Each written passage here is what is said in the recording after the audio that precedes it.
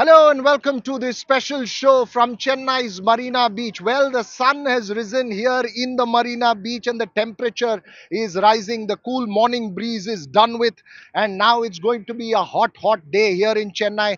Political temperature also rising as Chennai and Tamil Nadu's 39 parliamentary seats, along with the one extra from Puducherry. So, total 40 Lok Sabha seats going to polls on the 19th of April in the first phase, in one phase. So, how does Chennai view this election? How does the entire gamut of issues that are playing out in the country see from the Chennai's point of view? I have with me a fascinating bunch of Chennaiites here who are all bright up and early in the morning after their idli vada pongal.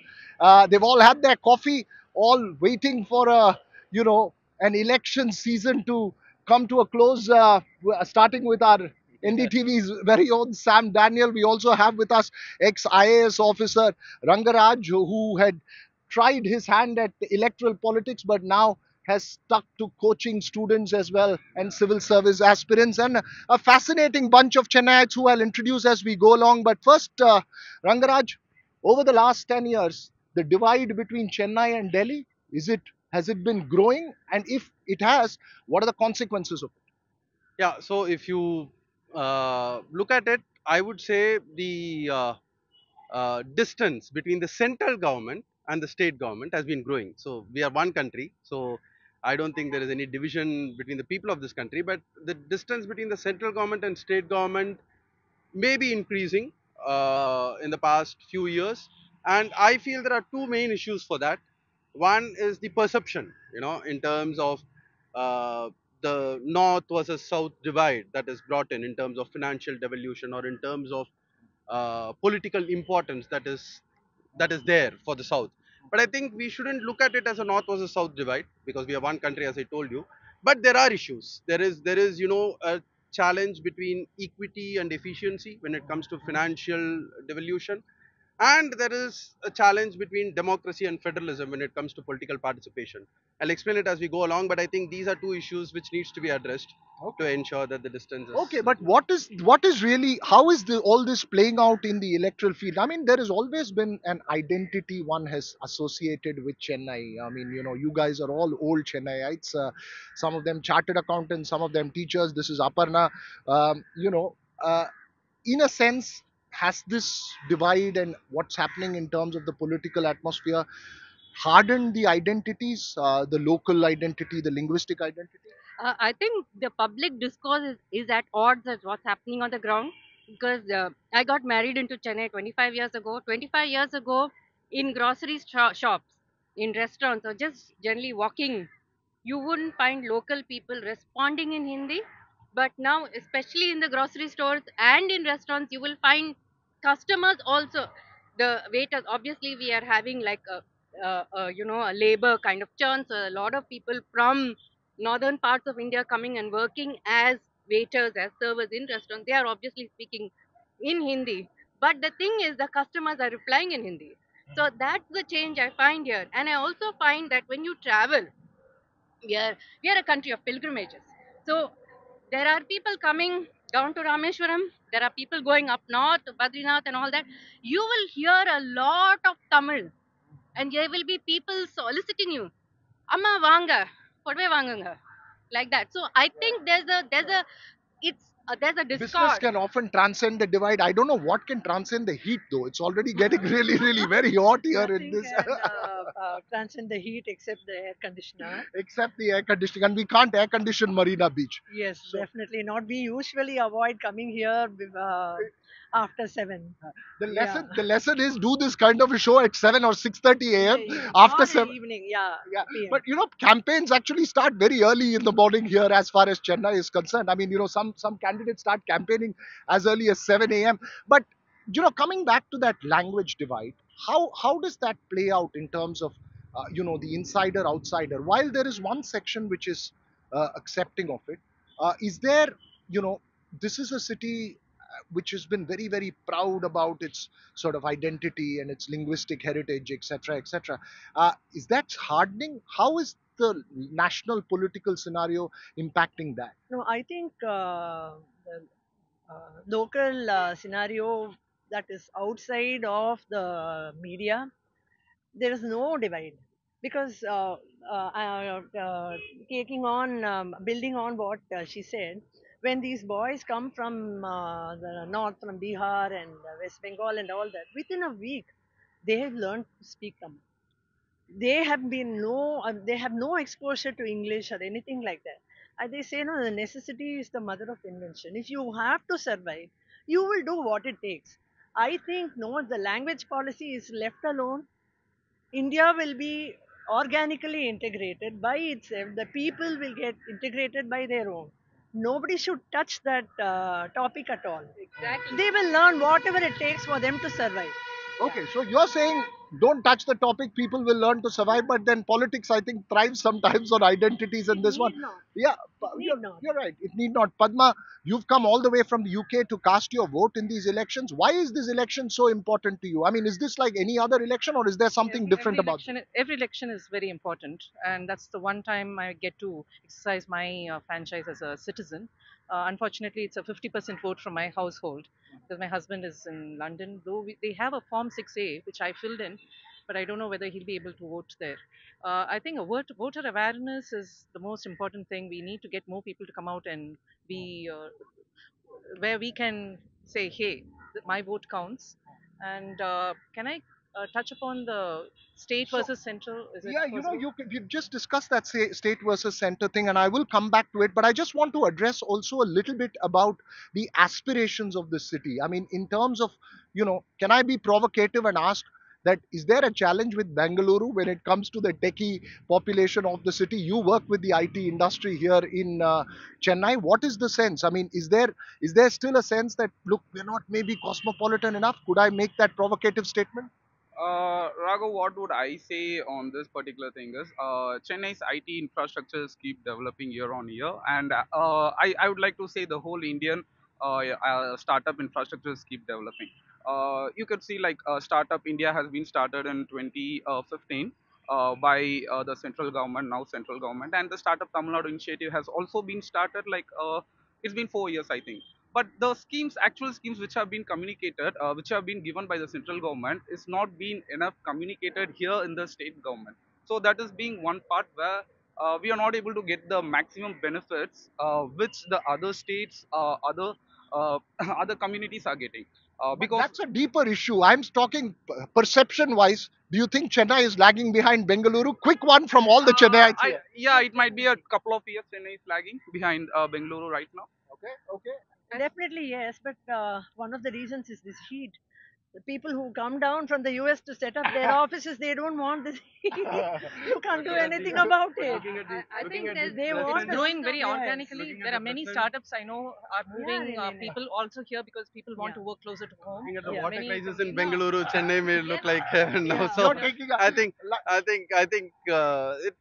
I think every city has its own charm, has its own I think in terms significance. of perception, we may seem, less cosmopolitan, so to say. But I don't think on ground it's I've really. always but, noticed that this comparison with Bengaluru often provokes every Chennaiite. huh? Yeah, when that I goes back to the 20 Kaveri issue, I years think. back, no, 20 years back, no, people who went from Chennai to settle in Bangalore, they used to say Bangalore feels like a village, but now it's totally different. It's like huge, and we are still where we were 20 years back. And the coming back- rate at which we are growing, no, Coming we to are the different coming days, back. the growth of tier 2 and tier 3 cities here in Tamil Nadu is rapidly increasing. Even in Karnataka, it's increasing. But here in Tamil Nadu, a lot of investments have come in for tier 2 and tier 3 cities like Coimbatore, Tirchi, and Thoothukudi, this kind of cities. Okay, that's as far as that.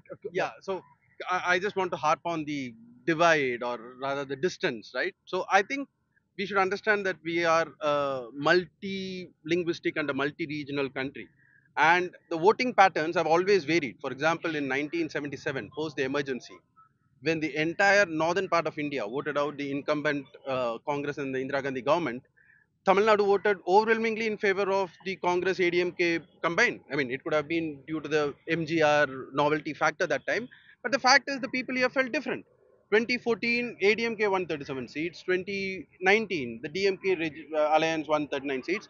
I think it's wrong to assume that just because people of a particular state do not vote for the incumbent central government that they are different or they are away from the mainstream. I think each state has its own uniqueness, even in terms of its political discourse. And once the elections are over, I think the role of the central government is to ensure that the electoral differences are forgotten, and Right.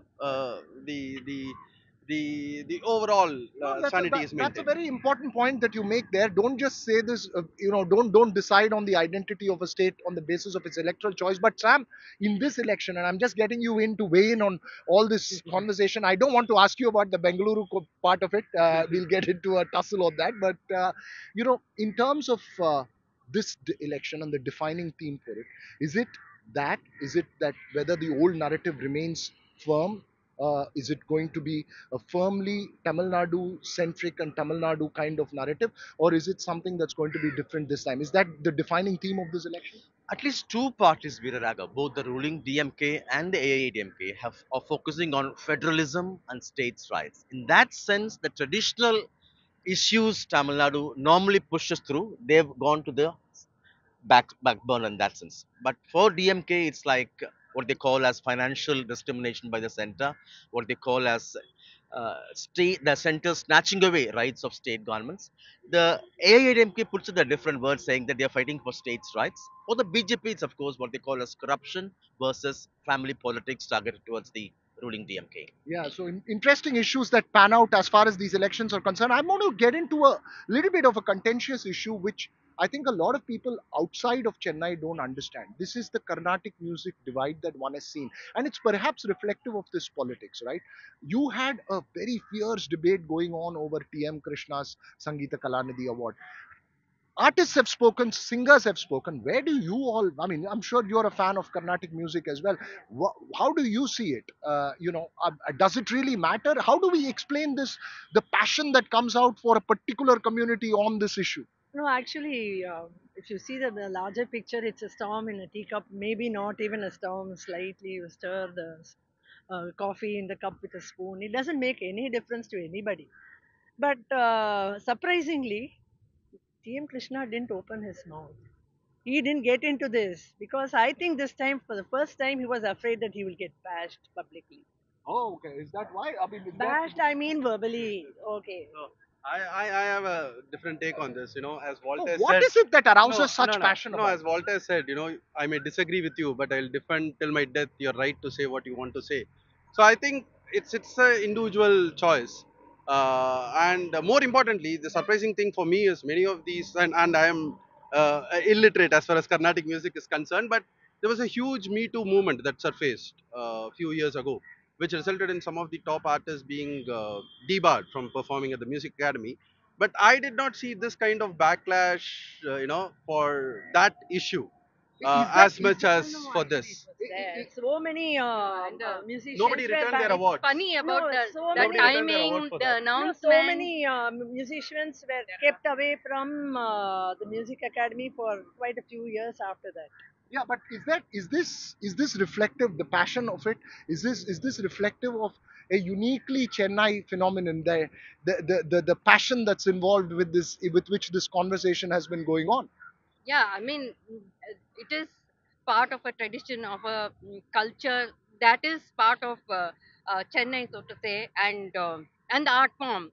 And yeah, so people feel very strongly. I mean, it's like your favorite actor or your actress or your favorite, But as film he said, singer. So I think the debate is restricted to a minuscule population in the Yeah, entire it state. So doesn't it even really, make a difference to the political scene of But the country. I would like to say I like TM Krishna's music a lot. So to recognizing that talent is very important.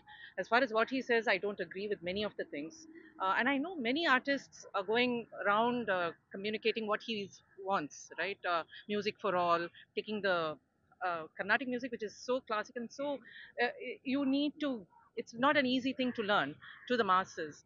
So and there and are it's a good people. cause. So I'm all for it. For all for the debate. Out of the churn comes the order. So, In fact, and there are people who are on the right side of things who are also doing their bit to popularize the music And at the a lower level, singing in So street would I be corners. right no, if I the say thing is, Carnatic music, filter coffee, and a comparison with Bengaluru can spark off a strong conversation in Chennai no, any I day? just want to add one more thing. Doesn't affect Whatever the overall political no, climate of the whatever state. TM So Krishna professes to do, as in trying to make Carnatic music inclusive, it is already happening on the popular front, like the Carnatic progressive bands, like Aham and some other people from Bangalore. They are performing Carnatic in jeans and T-shirt on the stage, and you don't know who their audience are. So They I are think from just, across just the one world. concluding remark from me, of course. If you Sam want will to, give the final yeah, one. yeah. So just one thing, a potentially disruptive thing which can happen is the delimitation exercise, where I think it should not make